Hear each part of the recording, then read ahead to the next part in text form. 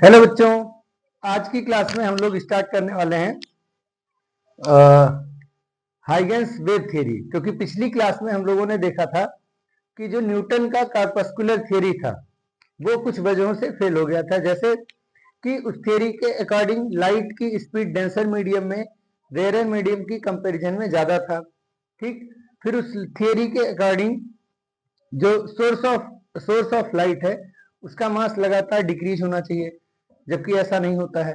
ठीक, और फिर उस डेफिनेशन या उस थियरी के अकॉर्डिंग न्यूटन ने दो तरीके की हाइपोथेसिस दी कि जब लाइट का रिफ्लेक्शन होता है यानी कि परावर्तन होता है तो लाइट के पार्टिकल्स को यानी कि कार्पसल्स को जो मीडियम है वो रिपेल करता है, जबकि जब लाइट रेयर से डेंसर मीडियम में ट्रेवल करती है तो उस लाइट को वो डेंसर मीडियम अट्रैक्ट करता है। यानी कभी रिपल्सन की थियरी और कभी अट्रैक्शन की थियरी देने की वजह से हम कह सकते हैं कि कंट्राडिक्शन पैदा हो गया और न्यूटन के कॉर्पस्कुलर थियरी को डिनाई किया जा सकता था। पर न्यूटोनियन सुप्रीमेसी इतनी अधिक थी कि लोग आसानी से उनकी बात को काट नहीं पाते थे। ठीक है, फिर 1804 में यानी सन 1804 में थॉमस यंग ने इंटरफेरेंस यानी व्यतिकरण का प्रयोग किया, जिसे हम बहुत फेमस प्रयोग है यंग्स डबल स्लिट एक्सपेरिमेंट यानी दिक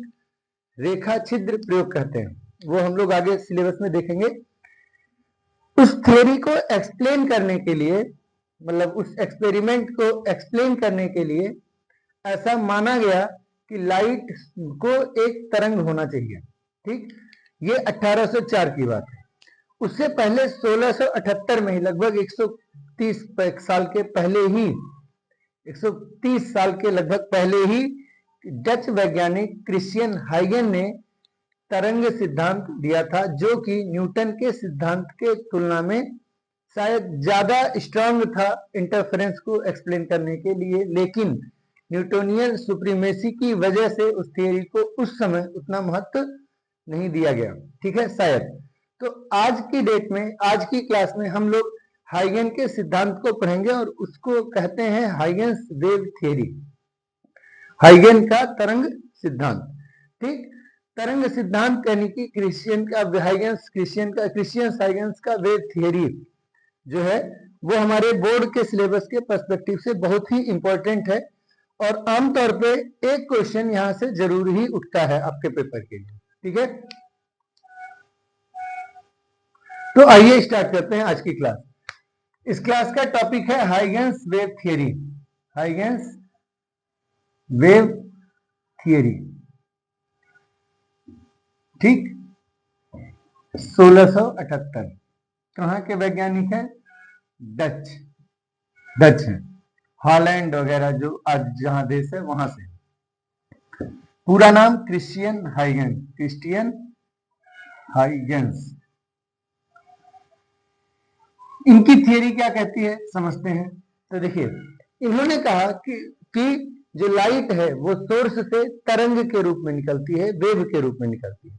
लाइट जो है वो तरंग से सोर्स से किस फॉर्म में निकलती है? वेव के फॉर्म में। तो इन्होंने कहा लाइट ट्रेवल्स या light originates from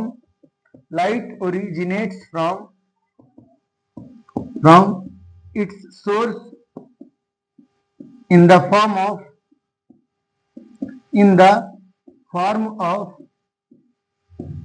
longitudinal wave।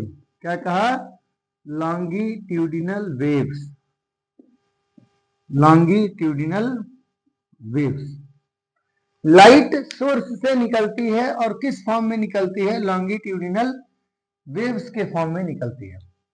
ऐसा कहने के पीछे उनकी शायद एक शोर मंशा ये रही होगी, एक वजह ये रहा होगा कि जैसे पानी होता है, पानी में जो हम पत्थर डालते हैं, फेंकते हैं, तो वो तरंग निकलती है। ये सबने देखा होगा, लहर जो देखी होगी, लहर नदियों में ऐसे ऐसे करता था, समुद्रों में ऐसे करता, झील में ऐसे ऐसे हवा की वजह से करता था, तो वो एक तरंग के रूप में चलता है।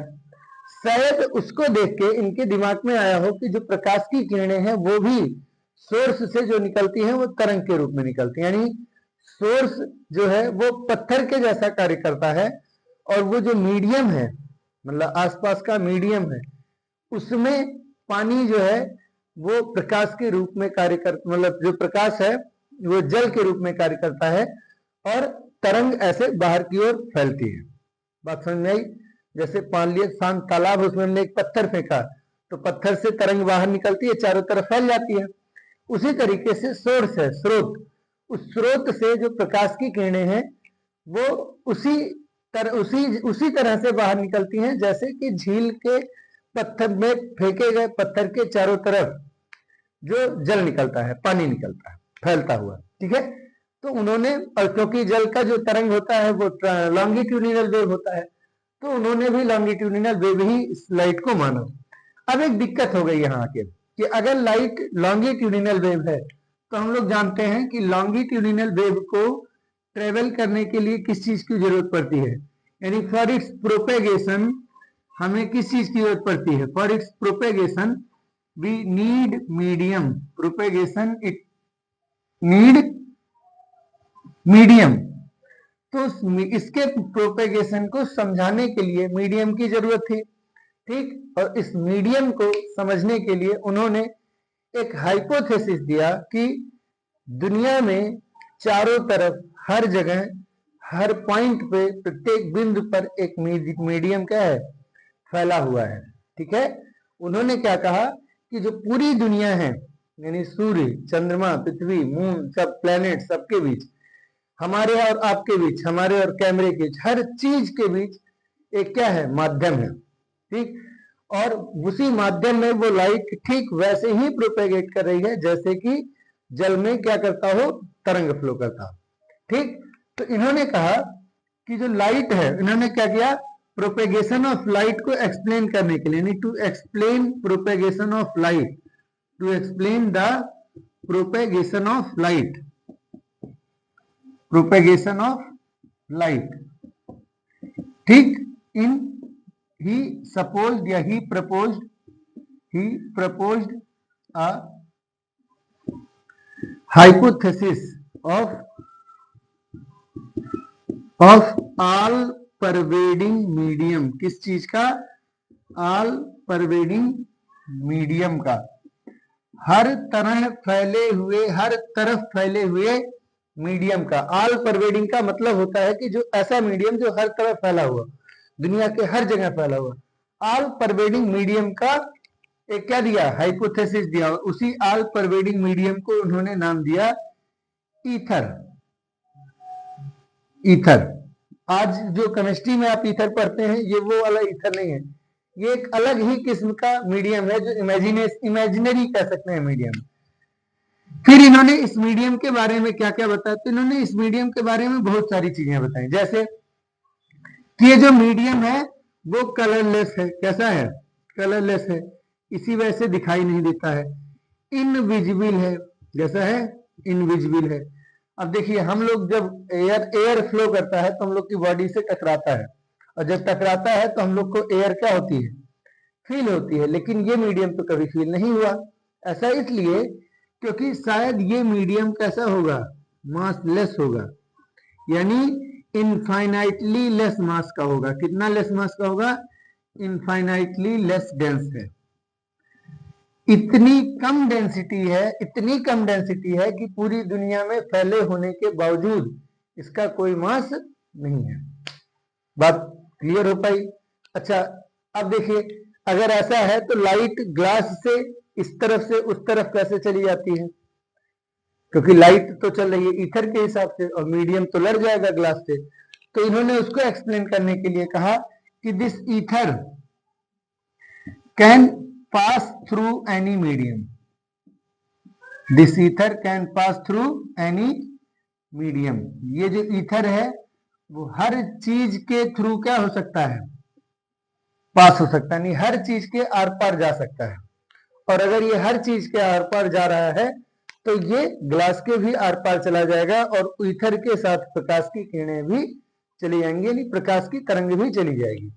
ठीक है, तो उन्होंने ईथर का कॉन्सेप्ट दिया। फिर इन्होंने ये कहा कि क्योंकि ये मासलेस है और ये जो है मीडियम परफेक्टली इलास्टिक है। कैसा है? कैसा है? परफेक्टली इलास्टिक है। ये मीडियम कैसा है? परफेक्टली इलास्टिक है। और चूंकि परफेक्टली इलास्टिक मीडियम है, इसीलिए speed of longitudinal wave in this medium कितना होगा? तो देखिए स्पीड होता है under root of modulus of elasticity divided by density, modulus of elasticity divided by density, यानी कि प्रत्यास्थता गुणांक डिवाइडेड बाय घनत्व, माध्यम का घनत्व, माध्यम का प्रत्यास्थता गुणांक बटे माध्यम का घनत्व। और कह रहे हैं परफेक्टली इलास्टिक है, इलास्टिसिटी बहुत ज्यादा है, और हाईली लेस डेंस है, इनफाइनाइटली लेस डेंस है, तो रो बहुत कम है। ई बहुत ज्यादा है, रो बहुत कम है, ई बहुत ही ज्यादा है और रो बहुत ही कम है। That's why speed of light is very high and near about it is 3 × 10⁸ metre पर सेकेंड। तो पहला हाइपोथेसिस उन्होंने दिया कि light originate from source in the form of longitudinal wave. Secondly कहा कि चूंकि लाइट ट्रेवल करता है लॉन्गिट्यूडिनल वेव के फॉर्म में, और लॉन्गिट्यूडिनल वेव को ट्रेवल करने के लिए मीडियम की जरूरत पड़ती है, जबकि सन और अर्थ के बीच में कोई मीडियम दिखाई नहीं देता, इसलिए उन्होंने एक ऑल परवेडिंग मीडियम का हाइपोथेसिस दिया और उसके बारे में बताया कि ये मीडियम कलरलेस होगा, इनविजिबल होगा, मासलेस होगा।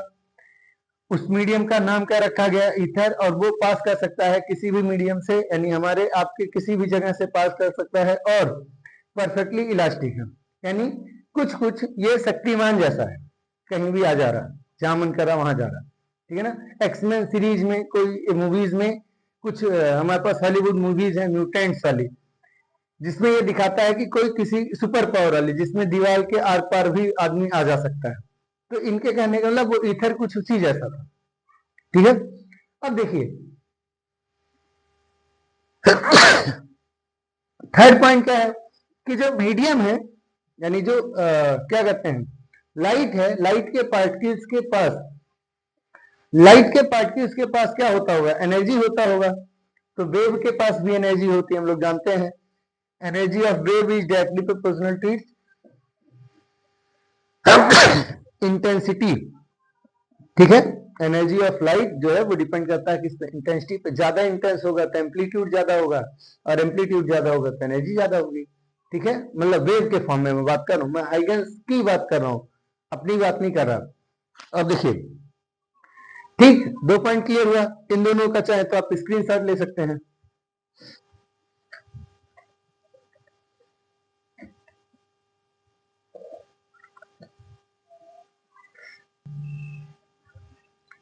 ठीक है, हो गया। अब देखिए इन 2 पॉइंट्स के अलावा और भी पॉइंट्स थे, क्या थे? तो उन्होंने क्या कहा कि जब लाइट, यानी कि कोई भी ये जो पदार्थ है, यानी ईथर वाला, जिसमें लाइट चल रही है, जब ये किसी ऑब्जेक्ट पर पड़ता है तो वहां से रिफ्लेक्ट होता है, ठीक। और जब रिफ्लेक्ट होता है तो जब हमारी आंखों पर पड़ेगा तो हमको सेंसेशन ऑफ क्या देगा? विजन देगा, ठीक। और सबसे इंपॉर्टेंट जो पॉइंट कहा गया वो ये कहा गया कि the colour of light is due to different wavelengths of wave,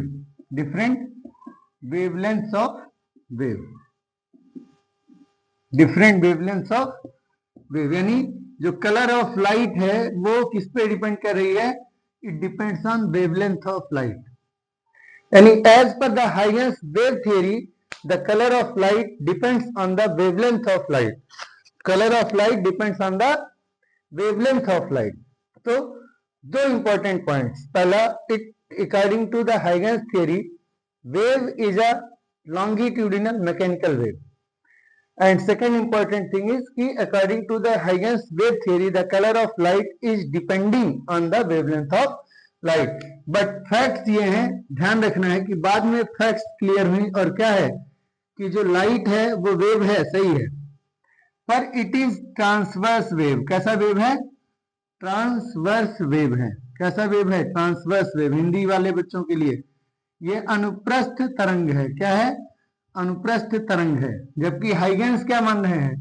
Huygens कह रहे हैं कि अनुदैर्ध्य तरंग है। क्या है? अनुदैर्ध्य तरंग है। तो अनुदैर्ध्य तरंग एज पर हाइगेंस की थियरी है, पर सच ये है कि लाइट अनुप्रस्थ यानी कि ट्रांसवर्स वेव है। तो फर्स्ट प्रॉब्लम, फर्स्ट गलती। सेकेंडली, बाद में यह भी कंफर्म हुआ कि जो कलर ऑफ लाइट है वो वेवलेंथ की वजह से नहीं होता, बल्कि किसकी वजह से होता है? फ्रीक्वेंसी की वजह से। तो कलर ऑफ लाइट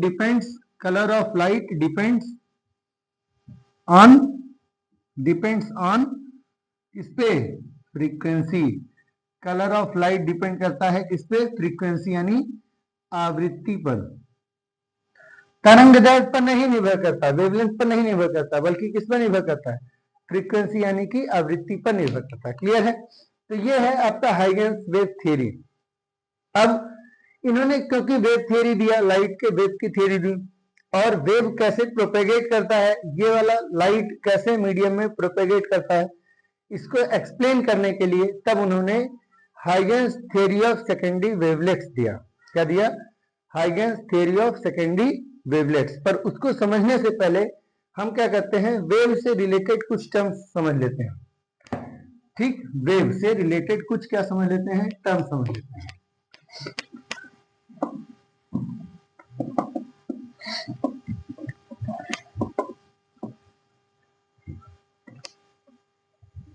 ठीक, वेव से रिलेटेड कुछ टर्म समझते हैं। सबसे पहले समझते हैं वेव होता क्या है। तो वेव क्या है? तरंग क्या है? तरंग क्या है? देखिए, ध्यान रखिए, तरंग क्या है? तरंग किसी भी माध्यम में उत्पन्न किया गया क्या है? डिस्टरबेंस है। तरंग किसी माध्यम में उत्पन्न किया गया डिस्टरबेंस, यानी wave is the disturbance produced in any medium. Disturbance यानी विक्षोभ है। तरंग क्या है? किसी भी माध्यम में उत्पन्न किया गया विक्षोभ है।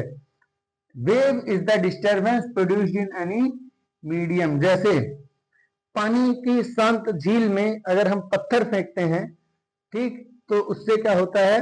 एक डिस्टरबेंस क्रिएट हो जाती है, और उस डिस्टरबेंस को कहते हैं क्या? वेव। उस डिस्टरबेंस को क्या कहते हैं? वेव कहते हैं। क्लियर हुआ? बात समझ आई? ये जो वेव होता है वो दो, तो जैसे आप रस्सी लिए और रस्सी को ऐसे झटक दीजिए तो एक वेव क्रिएट हो जाएगा। आप एक बड़ी सी रस्सी लीजिए, ये दो तरफ से तान दीजिए।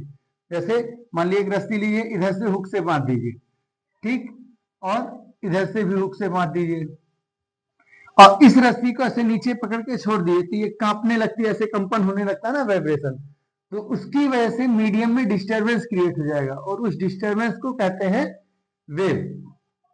वेव दो तरीके की होती है, एक होता है लॉन्गिट्यूडिनल वेव, एक होता है लॉन्गिट्यूडिनल, यानी कि हिंदी में कहते हैं अनुदैर्घ्य तरंगे, ठीक है, और एक होता है ट्रांसवर्स वेव। ट्रांसवर्स वेव जिसे कहते हैं अनुप्रस्थ तरंग। तो तरंगे दो प्रकार की होती है, अनुदैर्घ्य और अनुप्रस्थ। ठीक, जो अनुदैर्घ्य तरंग है उसमें और जो अनुप्रस्थ तरंग है उसमें क्या अंतर है? तो मान लीजिए कोई तरंग है ऐसे चल रही है, ठीक, जिसमें किस दिशा में चल रही है तरंग? तो ऑब्वियसली तरंग के चलने की दिशा ये है, यानी direction of propagation of wave ये वाला है, इस तरफ जा रहा है, टुवर्ड्स पॉजिटिव एक्स एक्सिस। जो लॉन्गिट्यूडिनल वेव होता है उसके हर पॉइंट्स पे, यानी यहाँ चाहे यहाँ चाहे यहाँ चाहे यहाँ, हर पॉइंट पे, उसके हर पॉइंट पे जो पार्टिकल है, जो क्या है? पार्टिकल है, यानी जो चीज की वजह से वेव आगे ट्रेवल कर रही है, वो जो पार्टिकल है, due to in longitudinal wave, यानी किस में नियम क्या आते हैं? लॉन्गिट्यूडिनल में। लॉन्गिट्यूडिनल में वो जो पार्टिकल है वो वेव के प्रोपेगेशन के डायरेक्शन में ही क्या करता है? कंपन करता है। यानी जिस समय, जिस जगह, जिस डायरेक्शन में पार्टिकल वेव मूव करेगा, पार्टिकल के वाइब्रेशन की डायरेक्शन भी क्या होगी? वही होगी। यानी इसमें ऐसे मूव करेगा, इसमें ऐसे, जब यहाँ इस पॉइंट पे पहुंचेंगे तो इस तरह से वाइब्रेट करेगा, यहाँ इस पॉइंट पे पहुंचेंगे तो इस तरह से वाइब्रेट करेगा। यानी कह सकते हैं अगर हम समझे तो कि particles propagate in the same direction as the direction of the wave, यानी particles vibrate in direction of propagation of wave, vibrate in direction of propagation of wave, propagation of wave, यानी कि अनुदैर्ध्य तरंगों के कण उसी दिशा में कंपन करते हैं जिस दिशा में तरंग क्या होती है, संचरण करती है। ठीक है, जबकि अनुप्रस्थ तरंगों में क्या होता है, यानी ये किसका एग्जांपल है, ये एग्जांपल है लॉन्गिट्यूडिनल का। ट्रांसवर्स में क्या होगा, ट्रांसवर्स में मान लीजिए इस पार्टिकल पर बात करिए तो वेव आगे जा रहा है, पार्टिकल ऐसे वाइब्रेट करेगा। वेव यहां है तो वेव आगे जाएगा तो पार्टिकल ऐसे वाइब्रेट करेगा। वेव यहां पहुंचा तो वेव इस तरफ जाएगा तो पार्टिकल ऐसे वाइब्रेट करेगा। यानी particles propagate, particles vibrate in normal direction to the direction of propagation of wave, to the direction of propagation of wave, यानी जिस डायरेक्शन में वेव मूव कर रहा है उसके परपेंडिकुलर डायरेक्शन में पार्टिकल्स क्या करते हैं, वाइब्रेट करते हैं। ये मेजर डिफरेंस है।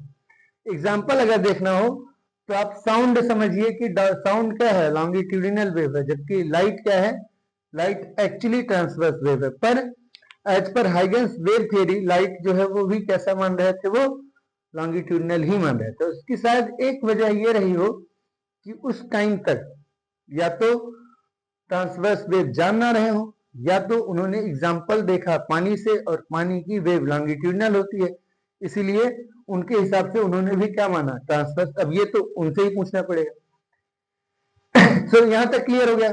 अब देखिए जो वेव में, जैसे वेव आपने पानी में पत्थर फेंका एग्जाम्पल, तो जब पानी में पत्थर फेंकेंगे तो पहली जो डिस्टर्बेंस क्रिएट हुई है वो आगे जा रही है, आगे से फैलेगी चारों तरफ।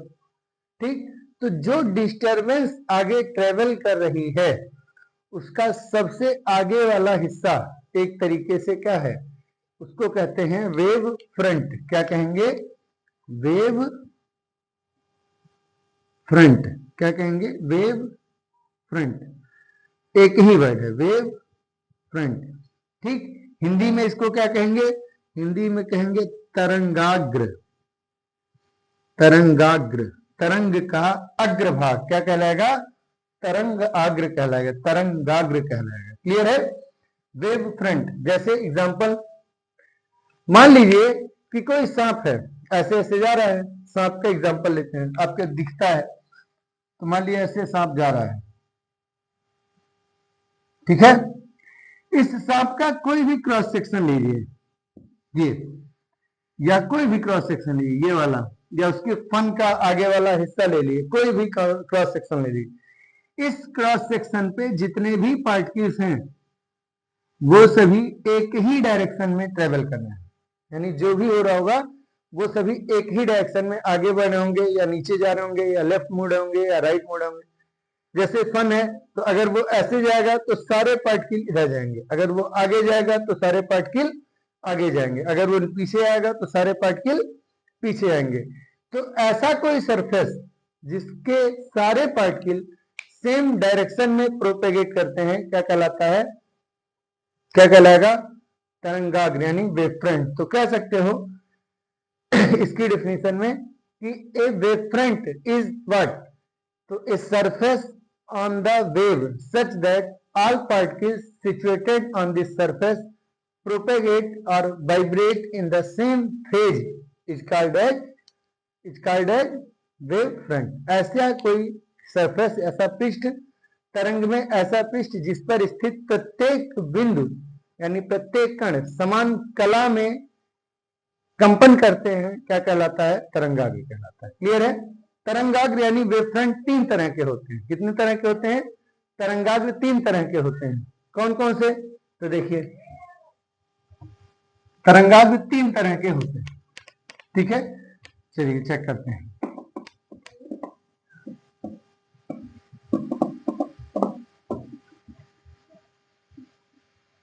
ठीक, अब आइए पढ़ते हैं वेव फ्रंट के बारे में। वेव फ्रंट के बारे में, वेव फ्रंट के बारे में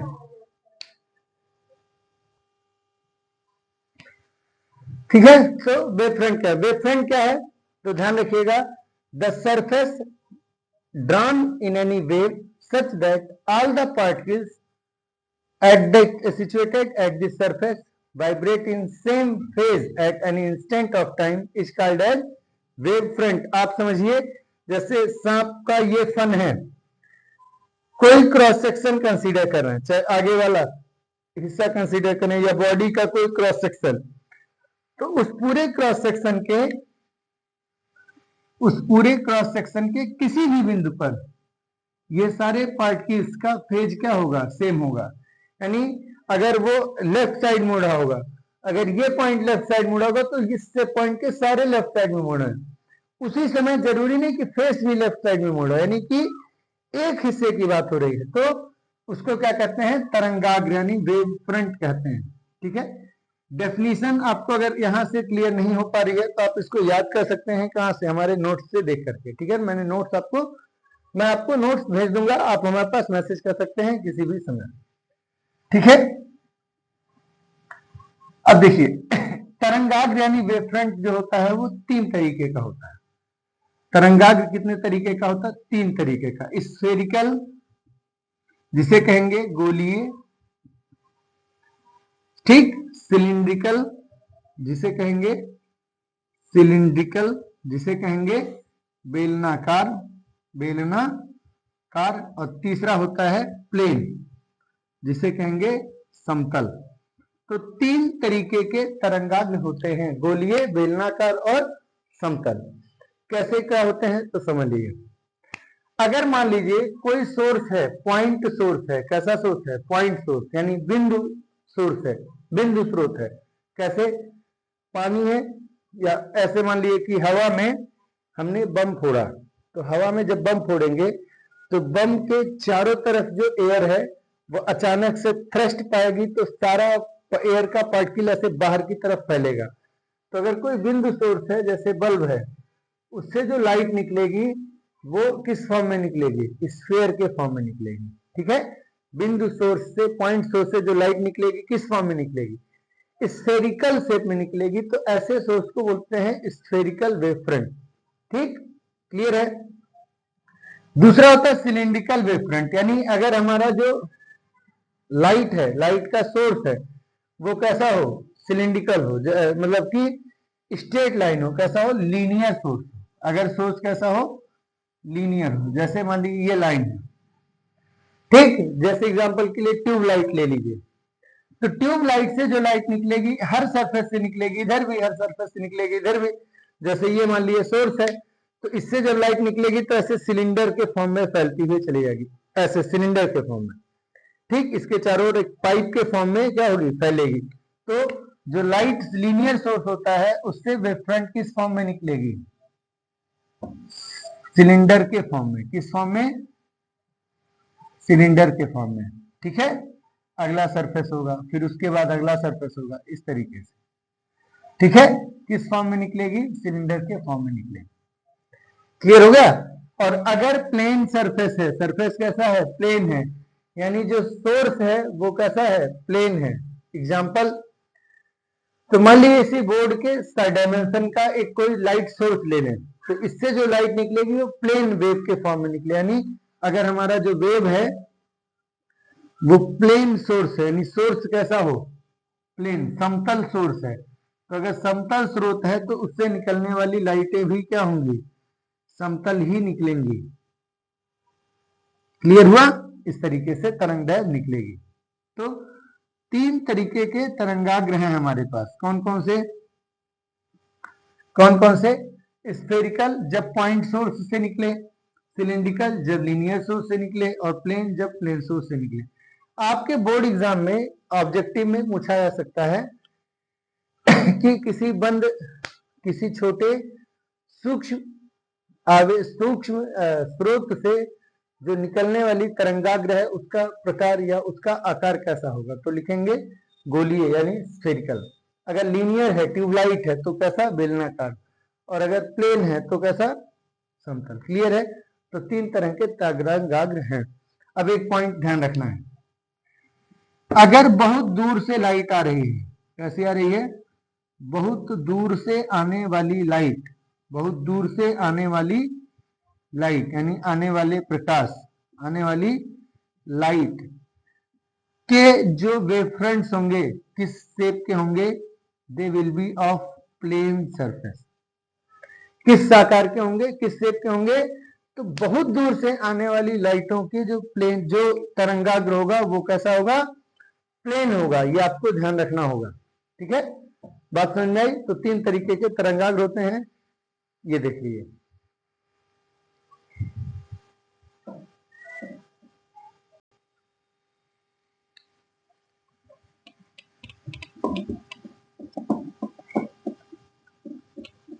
अब आते हैं हम लोग कि जो लाइट है, यानी कि जो सिद्धांत है उन्होंने लाइट का दिया, तरंग सिद्धांत दिया।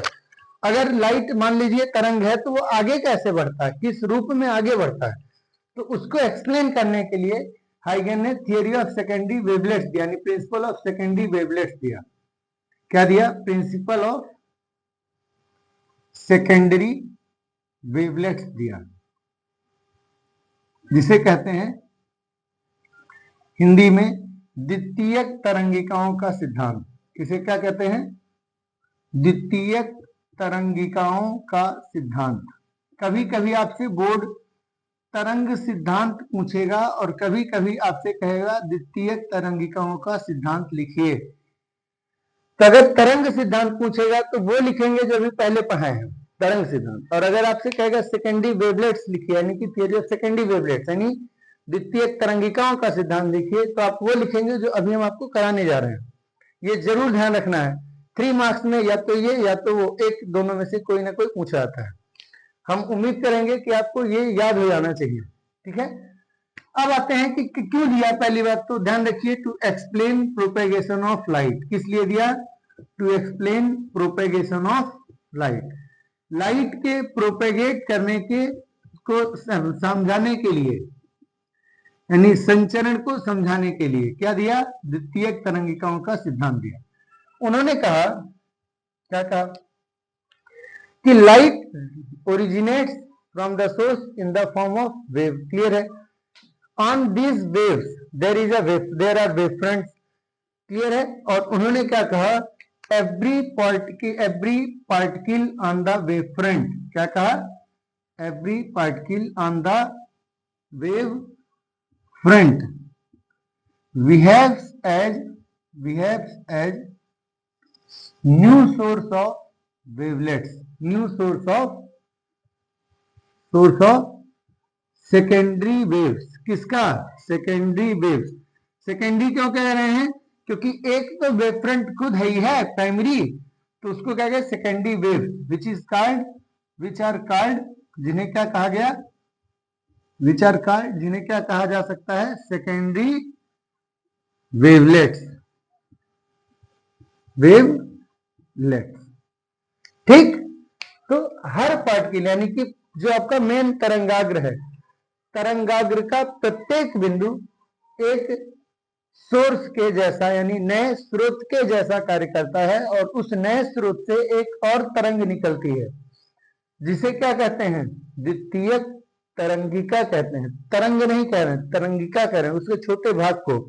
जैसे एग्जांपल के लिए मान लीजिए ये आपका सोर्स है, यहां से पहली वेव फ्रंट निकली, ठीक, तो पॉइंट सोर्स है, तो तरंगिका भी, तरंग का आकार कैसा होगा? गोलीय होगा। तो मान लीजिए प्रथम तरंगाग्र ये निकला और किसी समय यहां पहुंचा।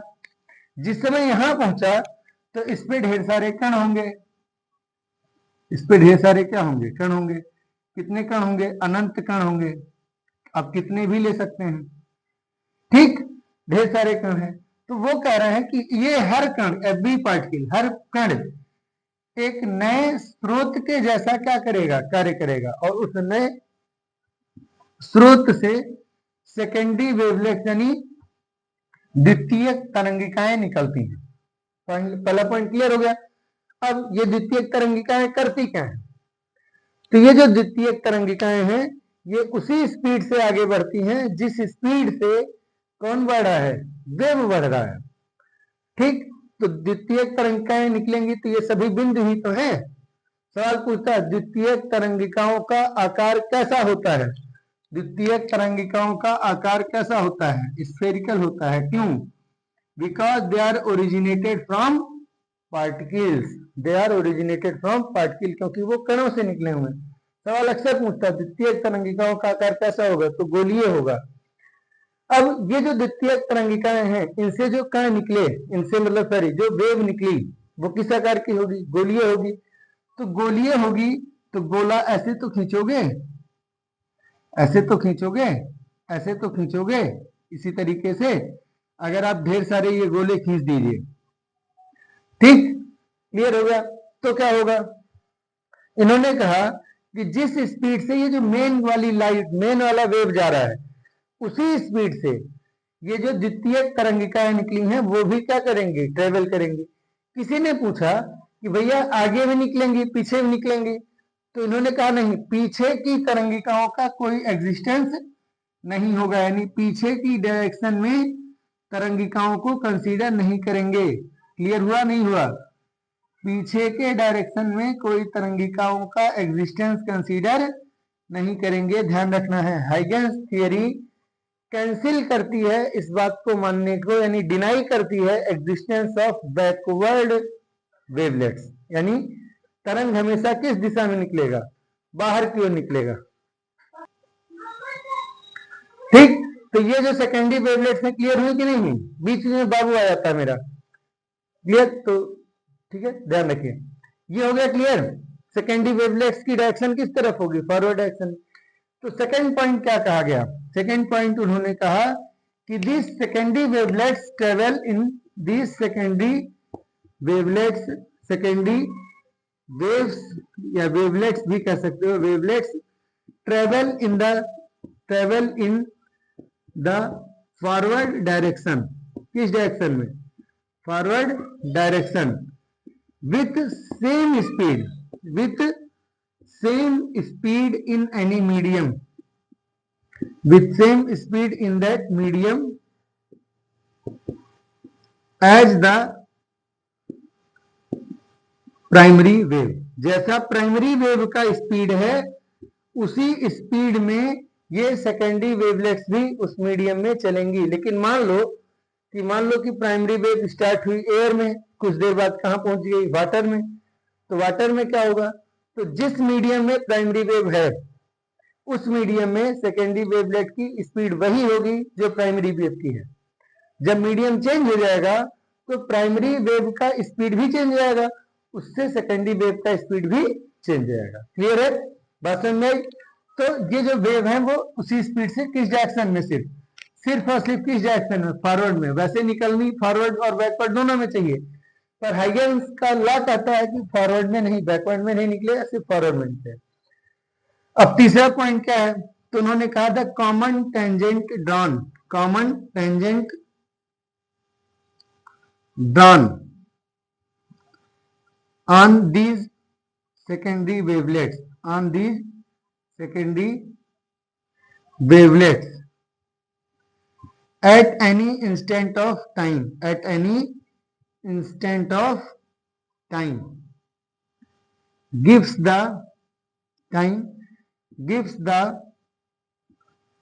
position of primary wavefront at that position, at that instant, position of primary wavefront at that instant, उस इंस्टेंट पर प्राइमरी वेवफ्रंट जिस